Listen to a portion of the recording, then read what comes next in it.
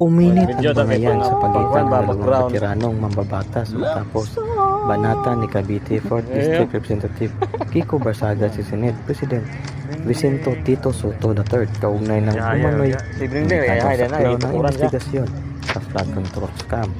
Sa isang matapang na payag, sinabi ni Kiko Barsaga, "Diskaya lang kaya mo, takot ka kay Romualdez." Patungkol sa Senate hearings na nakatuon lamang sa mag-asawang kontratista na sina Crowley at Sara Diskaya.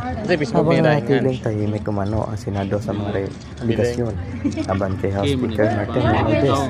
Hit ni Barsaga, hindi sapat ang pagtutok sa mga kontraktor kung hindi rin babanggitin ang mga mambabatas na may posibleng kinalaman sa anomalya.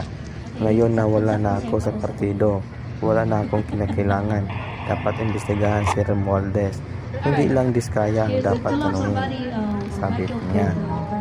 Kaugnayan nito, matatandang noong Merkules, September 10, sinagot ni Tito Soto ang patutsada ni Barsaga at itinangging may kinakailangan siya sa isinagawang investigasyon. Hindi pa rin bumibitaw si Kiko Barsaga sa panawagan para sa mas malawak na katabitin ng plan.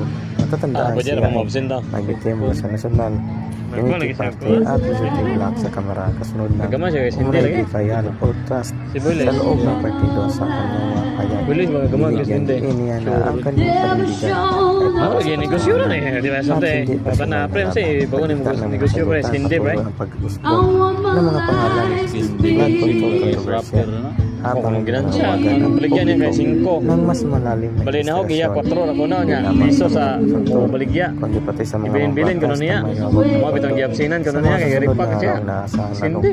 iinit ang bangayan sa pagitan Kana ng ko nang Senado at